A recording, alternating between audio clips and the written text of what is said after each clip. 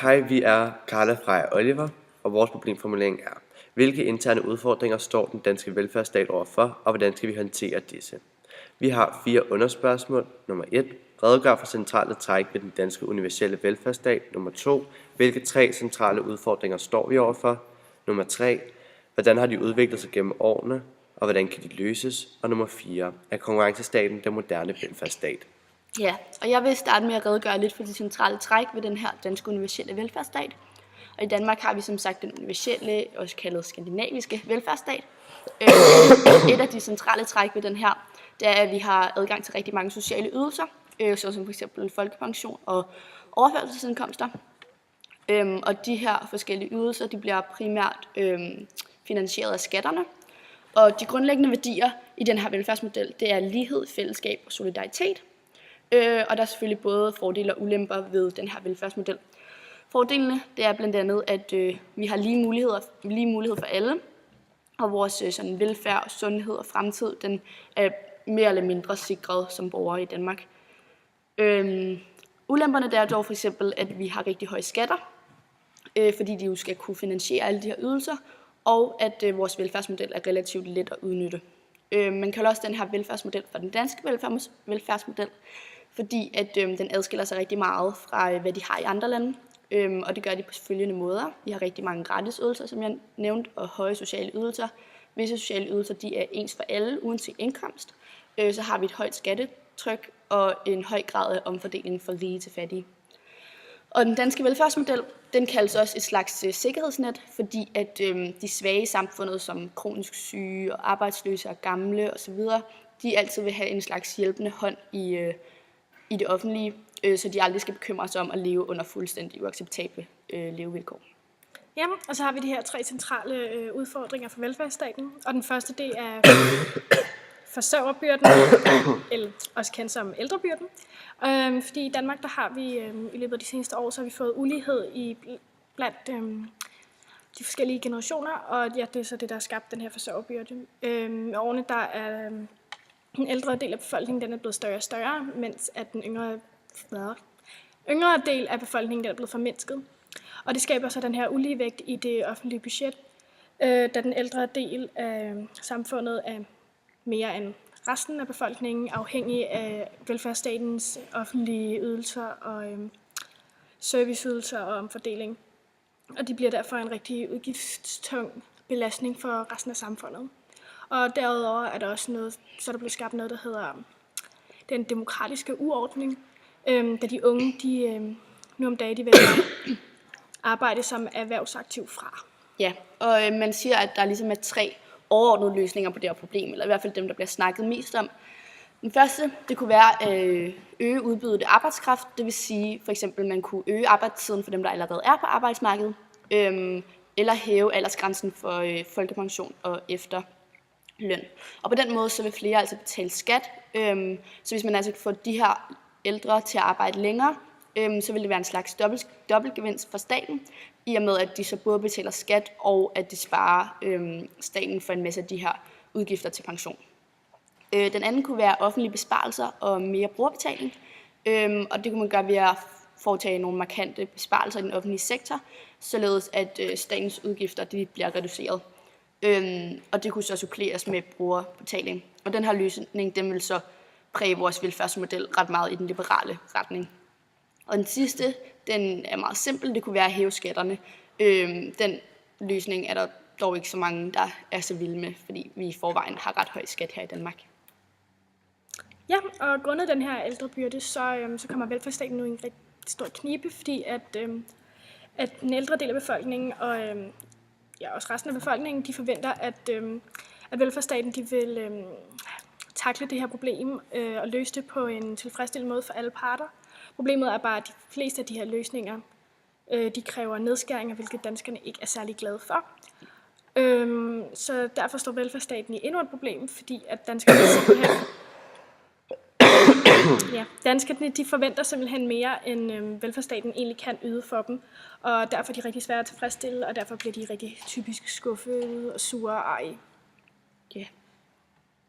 Ja, og øget individualisering. Individualisering. Ja. Det handler primært om, at man som individ er begyndt at fokusere meget på sig selv og sin egen behov og sin egen succes frem for fællesskabets. Og det gør opbakningen omkring velfærdsstaten, den er begyndt at falde markant, og velfærdsstaten er ude på tynd is. En af velfærdsstatens største trusler, det er helt klart sort arbejde, som er overraskende udbredt. Tallet for folk, der er villige til at yde sort arbejde, eller har ydet sort arbejde her i Danmark, det er faktisk rigtig højt. Og der bliver handlet med flere milliarder kroner om året, som faktisk i sidste ende måske kunne redde velfærdsstaten og være med til at finansiere den. Og en løsning på det her problem med individualisering, det modstrider lidt det, vi lige har sagt, men det kunne være at sænke skatterne, fordi det så vil påvirke folk til at kvitte sort arbejde og arbejde hvidt i stedet, og således vil der simpelt komme flere, eller vil der være flere, der betaler skat, og der vil altså komme flere penge i statskassen. Ja, er konkurrencestaten den nye velfærdsstat? Og som sagt så er velfærdsstaten jo under pres, og meget peger i retning af, at vi er på vej mod den her konkurrencestat. Og en ting, vi allerede kan se det på nu, er, at børnepenge ikke længere er en universel ydelse, men en målrettet ydelse, hvilket ikke rigtig passer ind i den her universelle velfærdsmodel, men ind i den residuale. Politikerne på Christiansborg, de mener, at det her det er en udvikling, men Jørgen Goul Andersen fra Aarhus Universitet mener, at det vil være som at skyde sig selv i foden. Derved, at man tager de her universelle goder væk fra skatteyderne, så vil folk miste den her lyst til at betale den her høje skat, da de føler, at de ikke får noget ud af det. Og konkurrencestaten blev præsenteret af Ove Kaj Pedersen, og han understreger altså, at det her det ikke er en afvikling, men at det er en udvikling af den velfærdsstat, vi kender i dag. Og målet med konkurrencestaten er at skabe konkurrence mellem landene og effektivisere befolkningen, så vi kan lave det billigste og bedste produkt. Så ja, målet det er altså at skabe et bedre incitament på arbejdsmarkedet, fordi at i dag i Danmark har vi 17.700 danskere, hvor det simpelthen ikke kan betale sig for dem at tage på arbejde. Det er en direkte underskudsforretning. Og for 46.000 andre kan det næsten ikke betale sig, og der snakker vi altså om et beløb på 1.000 kroner ekstra hver måned, end hvis de var på overførselsindkomster. Og det kan måske fortælle os noget om, at de her overførselsindkomster er lidt for høje i Danmark.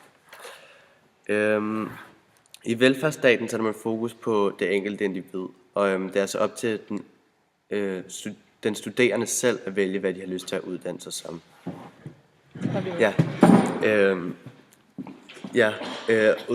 Hvad de selv har lyst til, og de kan vælge frit med hjertet. Men i konkurrencestaten, der sætter man fokus på, hvad der er brug for. Så det kan altså ikke nytte noget, at man tager en uddannelse, hvor der ikke længere er et arbejde klar, når man er færdig. Og Mads Peter Klint, der er arbejdsmarkedsforsker på Aalborg Universitet, fortæller, at man i dag siger til de unge, kig på ledighedsstatistikkerne og søg det fag, hvor der er lavest ledighed. Det er altså vigtigt for staten, at den studerende hurtigt kommer ud på arbejdsmarkedet, så de ikke længere er en afgift. En anden ting, hvor man også kan se, at vi er allerede på vej mod konkurrencestaten, er med hospitaler. Fordi at i dag, som vi har velfærdsstaten nu, så sætter vi fokus på at behandle patienter, når de er blevet syge og har brug for medicin. Men i konkurrencestaten vil man sætte fokus på at forebygge sygdommene, som vi allerede kan se nu med alle de her rygnings- og fødningskampagner, eller fedmekampagner. Ja. Men som sagt, så er der mange, der ikke er begejstret for den her velfærdsstat, da det ikke længere vil være det her frie samfund, og vi kan gøre, hvad de vil, men at det bliver mere kommunistisk, og at reglerne allerede er taget for os. Eller at beslutningerne er allerede taget for os. Vi kan altså ikke bare vælge frit med hjertet længere. Men ifølge Johannes Andersen, der er samfundsforsker og lektor for Aalborg, eller ved Aalborg Universitet, er det altså den her vej, vi skal gå, hvis vi skal kunne følge med på det internationale marked. Ja. Ja. Og en konklusion. Yes.